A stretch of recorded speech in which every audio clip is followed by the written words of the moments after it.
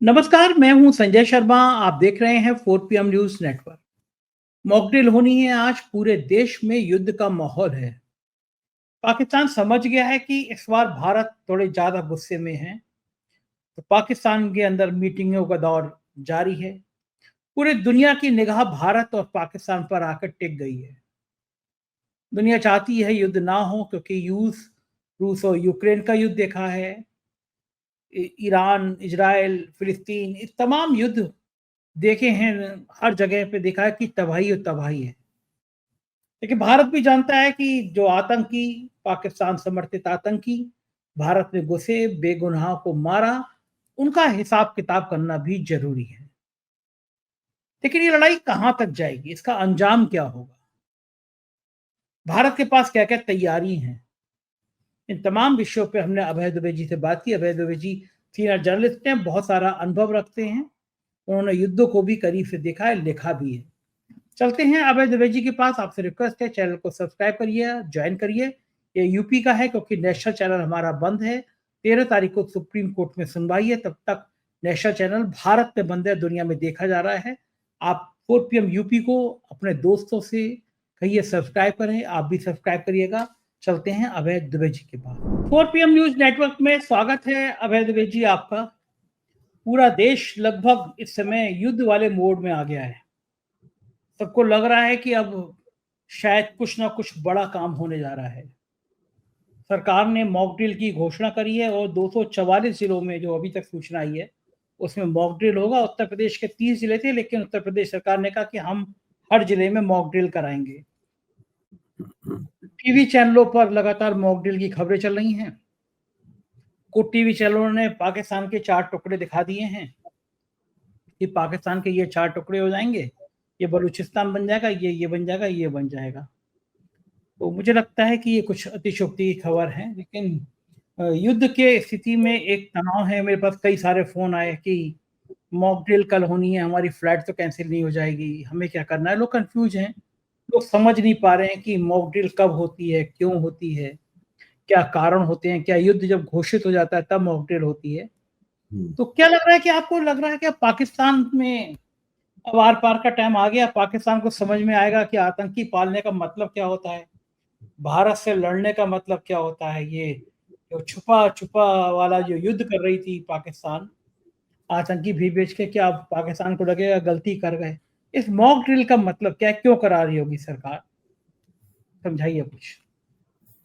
संजय जी, मैं आप लोगों से उम्र में थोड़ा वरिष्ठ हूँ। और जब मैं बहुत छोटा था, काफी छोटा था, मेरी उम्र 10 साल से भी कम थी, तो आ, मैंने देखा था कि 1965 के युद्ध में किस तरीके से इस प्रकार की ड्रिल्स हुई थी। क्योंकि अंदेशा होता था कि हवाई हमला हो सकता है पाकिस्तान की तरफ से, इसलिए इस तरह के अभ्यास जनता को कराए जाते थे। उसके बाद 71 का युद्ध हुआ, उस वक्त भी सायरन बजता था, अंधेरा हो जाता था, इस प्रकार के अभ्यास होते थे। लेकिन उसके बाद से देश में कभी कोई ऐसी नौबत नहीं आई जिसमें मॉक ड्रिल हो सके। यहाँ तक कि जब कारगिल युद्ध हुआ, उसमें भी किसी किस्म की कोई मॉक ड्रिल नहीं हुई थी। इसके बाद में आतंकवादी हमले के जवाब में जब उड़ी स्ट्राइक हुई, उसमें भी कोई, उसके पहले भी कोई मॉक ड्रिल नहीं हुई थी। उसके बाद आतंकवादी हमले, पुलवामा के आतंकवादी हमले के बाद में जब बालाकोट एयर स्ट्राइक हुई, उसमें भी कोई मॉक ड्रिल नहीं हुई थी। इस बार मॉक ड्रिल आयोजित की जा रही है। तो इसका संदेश जनता को संदेश ये दिया जा रहा है कि भारत जब पाकिस्तान के ऊपर बड़ा हमला करेगा, तो बदले में पाकिस्तान भी भारत के ऊपर हमला कर सकता है। इसलिए हम लोगों को अभ्यास कर लेना चाहिए कि उस हमले से आम जनता, नागरिक लोग अपने आप को, अपना बचाव किस तरीके से करेंगे, उसकी बचाव की विधियां क्या होती हैं, बत्ती बुझा दी जाती है, जब सायरन बजे तो कहाँ छिपना चाहिए, वगैरह वगैरह। ये सब मॉक ड्रिल के आमतौर पर हिस्से होते हैं, सब लोग इस बात को जानते हैं। और मॉक ड्रिल का मतलब ये कतई नहीं है कि आपकी ट्रेनें कैंसिल हो जाएंगी या हवाई जहाज फ्लाइटें कैंसिल हो जाएंगी। जो लोग ये इस तरह की शंका उठा रहे हैं और चिंतित हैं कि उनकी यात्रा हो पाएगी नहीं हो पाएगी, उन्हें अपनी सामान्य बुद्धि की जांच भी करनी चाहिए कि वो इतना भी नहीं अगर जानते हैं और हवाई जहाज में बैठने जा रहे हैं, ट्रेनों में सफर करने जा रहे हैं, तो ये तो बड़ी अजीब सी बात है। मेरा मानना यह है कि पूरा मीडिया, मैं सोशल मीडिया की बात नहीं कर रहा हूं, जो इलेक्ट्रॉनिक मीडिया है, यानी जो व्यापारिक खबरी चैनल हैं, वो खबरी चैनल एक ही चीज की पुकार लगा रहे हैं 22 तारीख के बाद से, जिसको संस्कृत में कहते हैं युद्धम देही, युद्धम देही।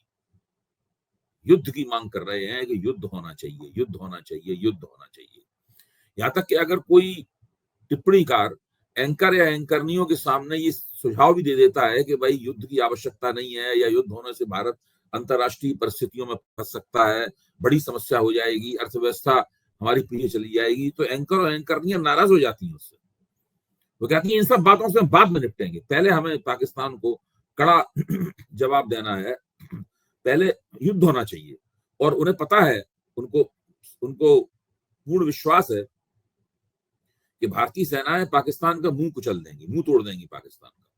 और मुंह तोड़ जवाब, ये तो एक ऐसी बात हो गई है, इसको कम से कम 22 तारीख के बाद से 1 लाख बार कहा जा चुका होगा, मुंह तोड़ जवाब, मुंह तोड़ जवाब, मुंह तोड़ जवाब।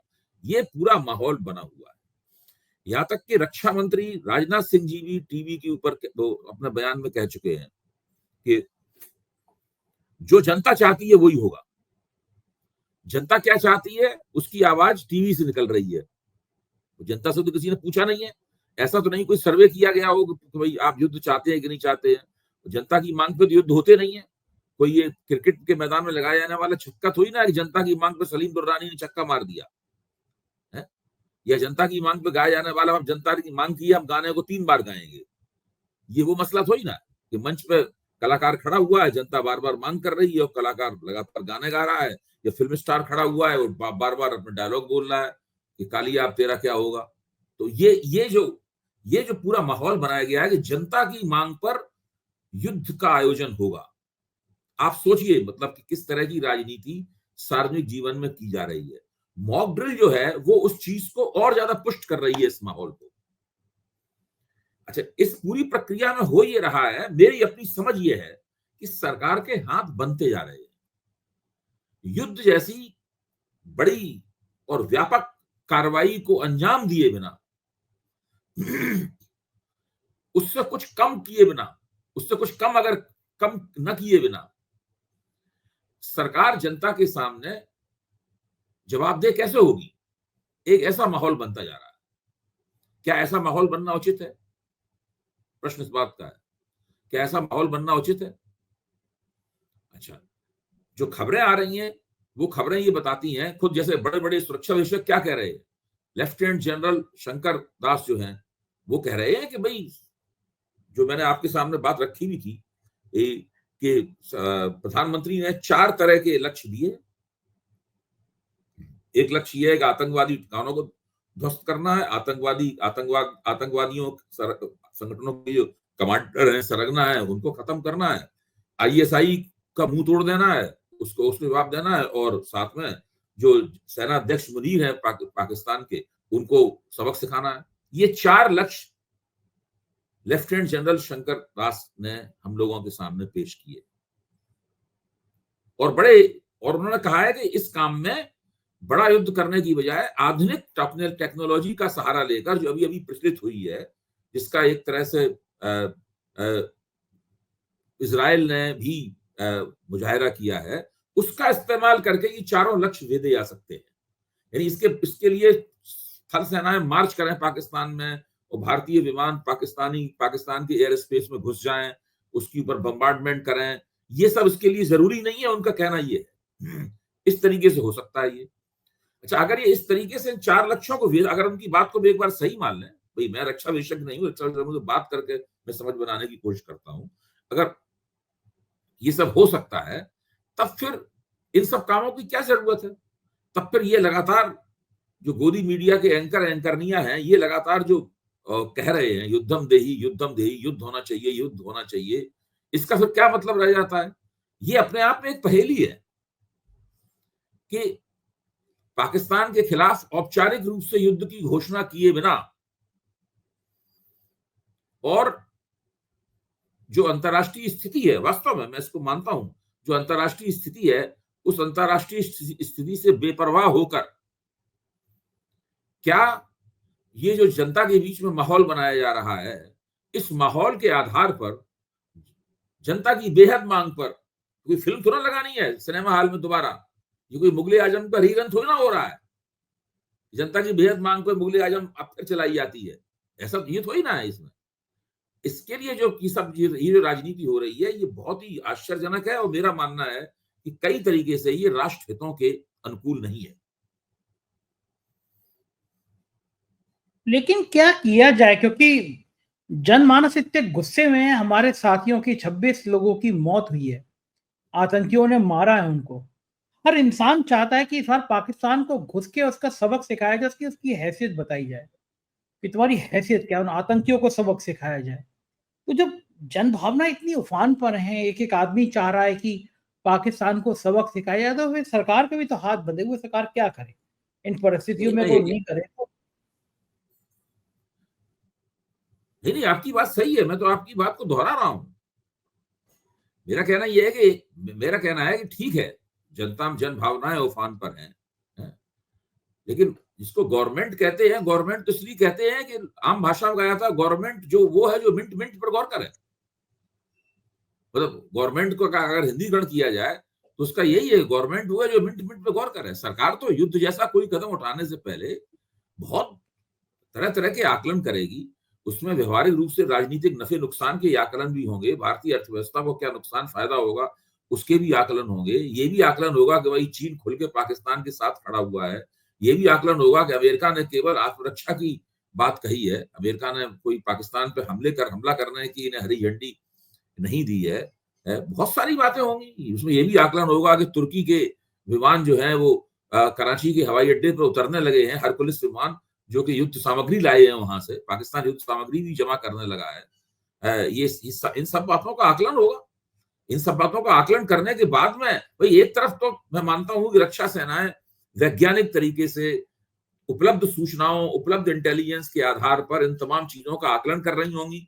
और मैं एक मेरे सामने एक परिदृश्य की कल्पना कर रहा हूं, प्रधानमंत्री को, रक्षा मंत्री को पल पल की रिपोर्ट दी जा रही होगी, और दूसरी तरफ यहाँ पे सार्वजनिक जीवन में मीडिया के जरिए घमासान मचा हुआ है, और सरकार इस घमासान के अंदर मॉक ड्रिल करा के और योगदान कर रही है। इस बीच में विनय नरवार, जो जिनकी पत्नी का एक बयान बड़ा वायरल हुआ था, जो मारे गए थे पहलगांव में, उनकी पत्नी, उन्होंने कहा था कि वो फसाद नहीं चाहती, कश्मीरियों ने मदद करी, हिंदू मुसलमान नहीं चाहती। उसके बाद बेहद अशोभनीय तरीके से, बेहद निर्लज तरीके से, बेशर्मी से लोगों ने उनकी पत्नी को ट्रोल करना शुरू किया, हिमांशी को। बताइए, कुछ दिन पहले शादी हुई, अपने पति को खोया, और एक अच्छी बात कह रही है कि हिंदू मुसलमान फसाद नहीं होना चाहिए इस समय। तो जब युद्ध का माहौल है पूरे देश में, तो इस तरह के फसाद तो देश को और परेशान करते हैं, आंतरिक स्थिति गड़बड़ाते हैं। उसको ट्रोल किया गया बुरी तरह से। राहुल गांधी पहुंचे उसके पास में, हिमांशी के पास में। अखिलेश यादव ने भी बहुत बुरी तरह से फटकारा है जो लोग हिमांशी को ट्रोल कर रहे हैं। ऐसे माहौल में बताइए, एक विधवा जो कुछ ही दिन हुए शादी को, उसने इतने कह दिया कि कश्मीरी लोग बहुत अच्छे हैं, जो वास्तव में है। हर कोई कश्मीरी कोई आतंकवादी तो है नहीं, कश्मीर दिल हिस्सा है, हमारे आत्मा है हमारे देश की। तो उसने कहा कश्मीरी अच्छे हैं और ये हिंदू मुसलमान वाले फसाद नहीं करने चाहिए। किस हद तक बेशर्मी भरा ट्रोल मानते हैं आपको जो ये कहा जा रहा है? किस हद तक वो लोग देश को पसंद करते होंगे जो हिमांशी को ट्रोल कर रहे हैं? देखिए, मुसलमानों के प्रति घृणा पर आधारित एक ट्रोल आर्मी बनाई गई है।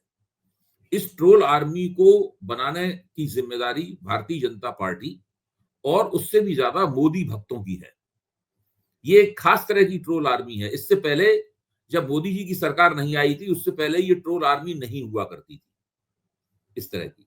ये वो है, आप कुछ भी कीजिए, अगर आप मुसलमान हैं और आप कोई भी चीज, कोई भी बात मुसलमानों के पक्ष में कहते हैं, तो तुरंत आपकी माँ का आपको तुरंत बताया जाता है कि आपकी माँ जो है वो किसी मुसलमान के साथ सोई होगी। मुझे अच्छी तरह याद पड़ता है कि अब चूंकि सोशल मीडिया ऐसी ट्रोल आर्मी बनी हुई है, ये प्रवृत्ति राष्ट्रीय स्वयंसेवक संघ और हिंदुत्व की विचारधारा के समर्थक लोगों में लंबे अरसे से पाई जाती है। जब प्रभाष जोशी जनसत्ता के संपादक थे, उन्होंने जब राष्ट्रीय स्वयंसेवक संघ की बाबरी मस्जिद ढह जाने के बाद में राष्ट्रीय स्वयंसेवक संघ की जो भूमिका है, कार सेवकों की जो भूमिका है, उसकी जब आलोचना करनी शुरू की, तो उसके बाद इस तरह के वहां पत्र आने लगे संपादक के नाम इस और उसमें कहा जाता था कि प्रभाष जोशी की माँ किसी मुसलमान के साथ सोई होगी, तभी ये पैदा हुआ है संपादक। प्रभाष जी ने इसको खुद लिखा है, प्रभाष जी ने खुद लिखा कि ऐसी ऐसी बातें मेरे बारे में कही जा रही हैं। देखिए, एक बहुत पहले एक तरह की वेबसाइट हुआ करती थी, इसका नाम था सोर्ड ऑफ ट्रुथ। उस वेबसाइट का केवल एक ही काम था कि जो गांधी नेहरू परिवार है उसको मुसलमान साबित करना। साफ कहा जाता था कि मोतीलाल नेहरू, जवाहरलाल नेहरू ये सब दरअसल मुसलमान हैं। आज भी ट्विटर के ऊपर इस तरह की तस्वीरें बनाई जाती हैं, मीम्स बनाए जाते हैं, नीचे लिखा जाता है राहुल खान, ये लिखा जाता है उसके ऊपर, इस तरह की बनाई जाती हैं। जब पिछली बार पश्चिम बंगाल का चुनाव चल रहा था, विधानसभा चुनाव चल रहा था, तब ममता बनर्जी को खाला ममता और बेगम ममता लिखा जाता था। जैसे ही उत्तर प्रदेश में चुनाव की दुंदुभी बजती है, वैसे ही योगी आदित्यनाथ कहने लगते हैं अखिलेश के अब्बा, मुलायम सिंह को कहने लगते हैं अखिलेश के अब्बा। यानी फौरन ही इस प्रकार की बातें की जाने लगती हैं। ये पूरा एक कॉम्पैक्ट है।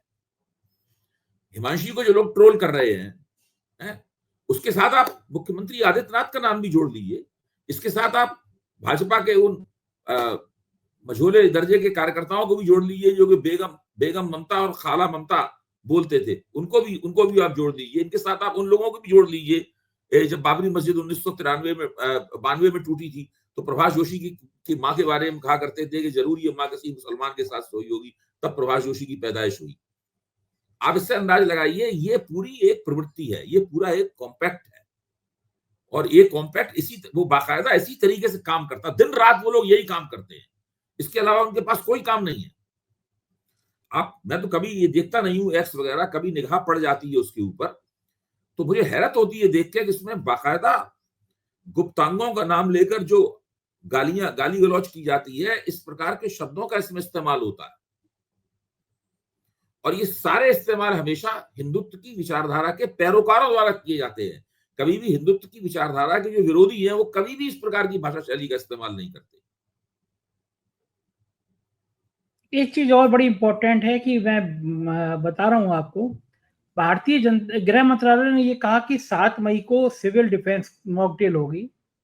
भारतीय जनता पार्टी ने एक एक्स पर गृह मंत्रालय का पत्र साझा किया और लिखा यह है कि सभी नागरिक, भाजपा कार्यकर्ता, नेता और छात्रों से अपील की जाती है आगे आए, स्वयं सेवा करें, आपकी भागीदारी से फर्क पड़ेगा।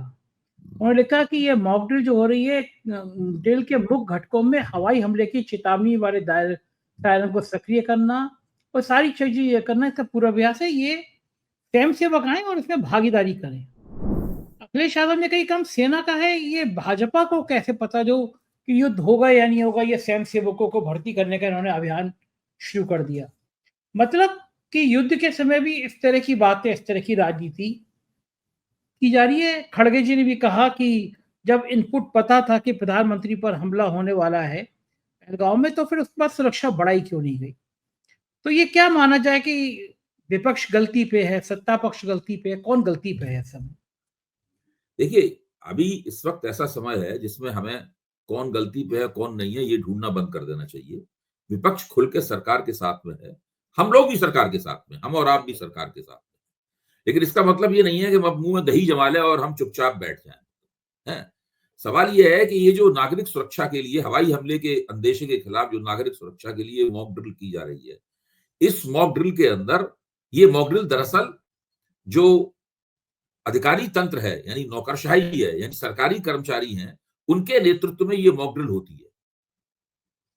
मॉक ड्रिल होनी है 7 तारीख को, मतलब मॉक ड्रिल आज होनी है। अच्छा, इतने कम समय में आप पब्लिक के बीच में से, जनता के बीच में से अगर आप स्वयंसेवकों को लेंगे, तो आप उनको ट्रेन कैसे करेंगे? अगर आपको जनता के बीच के स्वयंसेवकों पर ही भरोसा करना था, तो आप कम से कम 1 हफ्ते पहले, 15 दिन पहले उनको आपको भर्ती करना चाहिए था। ऐसे स्वयंसेवकों के दल बनाने चाहिए थे। आप कैसे अचानक आप 5 मिनट में उन्हें कैसे ट्रेन कर देंगे? तो ये क्या है? ये सिर्फ इस जो माहौल बना है, उस माहौल के राजनीतिकरण का तरीका है। इसी जरिए कुछ राजनीतिक समर्थक मिल जाए हमें, जो हमारे साथ जुड़ जाएं। ये उस प्रकार का हथकंडा है। भारतीय जनता पार्टी हर चीज का पॉलिटिसाइजेशन, हर चीज का राजनीतिकरण करने के हथकंडे उसको आते हैं, और मुझे लगता है कि उससे ज्यादा एक और कोई हथकंडा नहीं है। तो इस दौर में क्या ये करना ठीक है? इस दौर में ये अपील करना कि स्वयंसेवक आएं और संभालें, ये अपील करना क्या ठीक है? मैं तो कह रहा हूं ना कि इसकी कोई जरूरत नहीं थी, क्योंकि ये अव्यावहारिक भी है साथ में। भाई, इस नाम पे जो लोगों को स्वयंसेवक बनाया जाएगा, वो दरअसल एक तरह से उनको हिंदुत्ववादी विचारधारा में दीक्षित करने का एक जरिया बन के रह जाएगा, इसके अलावा और कुछ नहीं। मतलब इस, मान लो इस अपील के जवाब में अगर कुछ लोग अपनी मर्जी से सामने आते हैं, या कुछ लोगों को अपनी मर्जी सामने लाया जाएगा, तो ये, इसके अलावा इसका और कोई फलितार्थ नहीं होगा, कोई परिणाम नहीं होगा। भारतीय जनता पार्टी इससे कुछ राजनीतिक लाभ उठाने के अलावा और कुछ भी नहीं कर पाएगी, क्योंकि दरअसल तो उनको जिस प्रकार का प्रशिक्षण मिलना चाहिए, तभी तो वो स्वयंसेवक बन पाएंगे इस तरह के। उसका उसका समय तो है ही नहीं आपके पास। ये बात तो ठीक है। बीच में राजनीति की खबर ये भी हुई कि मायावती सतीश मिश्रा के साथ चुनाव आयोग गई। चुनाव आयोग से मेरी ईमानदारी से चुनाव, पारदर्शी तरीके से चुनाव हो, तमाम बातें उन्होंने कही। और चुनाव आयोग ने बाद में ट्वीट भी किया, एक्स पे लिखा कि मायावती जी बहुजन समाज पार्टी के नेता से मुलाकात का ब्यौरा दिया। ये अपने आप में अचंभित करने वाली बात है कि मायावती खुद गई वहां पे, सतीश मिश्रा से गई, और ऐसे दौर में गई जब पूरे देश में सिर्फ युद्ध की बातें हो रही है, मायावती चुनाव आयोग पहुंच गई। इसका क्या राजनीति है इस दौर में, इस समय में? इसका क्या मतलब है? ये तो खुद भी ताज्जुब में होने वाली बात है। सवाल इस बात का है कि इस वक्त जो देश में राजनीति हो रही है, जिस प्रकार का माहौल है, लोगों के दिमाग में तो इस प्रकार की बात है ही नहीं। मैं ये मानता हूं कि चुनाव स्वतंत्र और निष्पक्ष हो, ये इस देश की एक समस्या है, और उसके लिए चुनाव आयोग पर विपक्ष को दबाव डालना चाहिए। मायावती को उस दबाव डालने की प्रक्रिया है, में उसका अंग बनना चाहिए। वो तो बात समझ में आती है बात, लेकिन अभी तो कोई इसकी तुक नहीं दिखाई पड़ रही दूर दूर तक, और मायावती इस प्रकार का काम करती हुई दिखाई पड़ रही है। तो बहन जी की जो राजनीति है, वो विचित्र किंतु सत्य है। विचित्र है लेकिन सत्य भी है। समझ में नहीं आ रही है, लेकिन वो कर भी रही है, और वो हमें दिखाई भी पड़ रहा है। और इस विचित्र किंतु सत्य की राजनीति से खुद उनके समर्थक ही भ्रमित हैं। उनके जो पारंपरिक समर्थक हैं, वो इस बात में भ्रमित हैं कि बहन जी दरअसल कर क्या रही हैं, और बहन जी क्यों ऐसा कर रही हैं, और बहन जी को ऐसा करने के क्या फायदे हैं। ये सब सवालों से उनका दिमाग घूमा हुआ है। इसी भ्रम की स्थिति के कारण जो मायावती का समर्थक वोट है, वो फ्लोटिंग हो गया है। मतलब वो अस्थिर हो गया है। वो उस निष्ठा के साथ अब मायावती के साथ नहीं जुड़ा हुआ है। वो दोनों सिरों पर खुल गया है। सब पार्टियां उसे अपनी ओर खींचने की कोशिश कर रही हैं। कांग्रेस अपनी ओर खींचने की कोशिश कर रही है, भाजपा अपनी ओर खींचने की कोशिश कर रही है, समाजवादी पार्टी अपनी ओर खींचने की कोशिश कर रही है। तो मेरा मानना यह है कि मायावती की राजनीतिक ग्राफ लंबे अरसे से गिर रहा है, और इस बार अपने पतन के बिल्कुल अ, बिल्कुल निचले सिरे पर है। बिल्कुल उसने तल छू लिया है, पतन का गर्त में पहुंच गया है। और मायावती अपने इस ग्राफ को कैसे उठाएंगी, अपनी राजनीति में कैसे सुधार करेंगी, इसकी कोई भी संभावना, तरीका कम से कम मेरे दिमाग में तो नहीं आ रहा। आपका। देश के इस माहौल में लोग डरे हुए भी हैं। उन्हें ये समझ नहीं आ रहा कि अगर युद्ध हो गया तो उनका क्या होगा। उनके शहर पे तो हमला नहीं हो जाएगा, वो सुरक्षित कहाँ रहेंगे? सरकार की तरफ से ऐसा कोई बहुत बड़ा बयान कब आएगा कि अगर युद्ध होता है तो कौन कौन से शहरों में ज्यादा खतरा बढ़ेगा? ये मॉक ड्रिल को मान लिया जाए पर्याप्त बात है, या सरकार को और विस्तार से ये बताना चाहिए? क्योंकि जब प्राइम मिनिस्टर मीटिंग करते हैं अंदर तीनों सेना के प्रमुखों के संग, तो उसके बारे में तो कह दिया जाता है कि प्राइम मिनिस्टर ने छूट दे दी है, जहां चाहो जब चाहो, जगह तुम्हारी, समय तुम्हारा। लेकिन लखनऊ से दिल्ली तक एक डर तो बना हुआ ही है ना कि अगर ये हमला बड़ा, लड़ाई होगी, बार बार दोनों देश न्यूक्लियर ताकत वाले देश हैं, क्या इसका क्या इलाज है? डर कैसे खत्म हो लोगों का? देखिए, अगर न्यूक्लियर ऑप्शन, अगर एटमी विकल्प का इस्तेमाल किया गया, तो इसे कहते हैं कि म्यूचुअली एग्रीड डिस्ट्रक्शन। इसको एमएडी बोलते हैं, कि हम दोनों मिलकर एक दूसरे को बर्बाद कर दें। क्योंकि न्यूक्लियर ऑप्शन की तो ये स्थिति है। मुझे याद पड़ता है जिस वक्त भारत को एटम बम बनाना चाहिए नहीं बनाना चाहिए, इस प्रकार की जब बहसें और चर्चाएं हो रही थी, उन दिनों में दिनमान के लिए काफी लिखा करता था। तो एक विद्वान थे गिरी देशंकर, जो कि इन बातों में काफी पारंगत थे, इस प्रकार के विमर्श में काफी पारंगत थे। तो मैंने उनसे इंटरव्यू लिया था, तो उन्होंने मुझे बताया था कि मान लीजिए पाकिस्तान अमृतसर के ऊपर बम डालता है, एटॉमिक बम डालता है, तो इसका सीधा मतलब यह है कि फिर साथ में लाहौर भी खत्म हो जाएगा। और ऐसा नहीं है कि पाकिस्तान अमृतसर में बम डालेगा तो केवल अमृतसर ही खत्म होगा, उसके साथ लाहौर भी खत्म हो जाएगा। तो ये म्यूचुअली एग्रीड डिस्ट्रक्शन वाली स्थिति है अगर एटमी विकल्प का इस्तेमाल किया जाता है। दूसरी बात है कि सरकार जिस तरीके से काम कर रही है, उससे क्या लगता है मुझे कि इसके पीछे बहुत कोई सुचिंतित और सोची समझी हुई, नाप तौल कर कर बनाई हुई योजना इसके पीछे नहीं है। और ये किस तरीके से हो रहा है, क्योंकि अभी तक जो रक्षा विशेषज्ञ हैं, जो टीवी पे आते हैं और टीवी पे नहीं भी आते हैं, तो अगर आपकी उनसे मित्रता है तो आप उनसे फोन ऑन पे बात कीजिए, तो वो काफी अपनी आपको राय अपनी देते हैं। रक्षा विशेषज्ञों के पास भी ऐसी कोई खबर नहीं है, क्योंकि वो सब फौज में बड़े बड़े अधिकारी रहे हैं, उनके संपर्क होते हैं।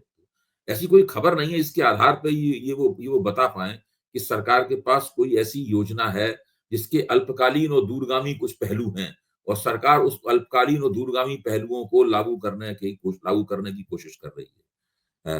तो मुझे लगता यह है कि इसके विभिन्न पहलू धीरे धीरे करके हम लोगों के सामने अभी आएंगे, और हमें उसका इंतजार करना चाहिए, तब हमारी भी समझ में आएगा कि जो हो रहा है वो क्यों हो रहा है। बिल्कुल ठीक बात है, और निगाह बनी रहेगी, हम अपने दर्शकों को बताते रहेंगे। बहुत बहुत शुक्रिया अभय जी, आपने मित्र समय दिया, धन्यवाद। ये थे अभय दुबे जी, और आपने सुना पूरी बातचीत। मुझको यकीन है बातचीत पसंद आई होगी। आपका विचार मेरे लिए बड़ा महत्वपूर्ण है, बताइएगा जरूर कैसी लगी बातचीत। Thank you.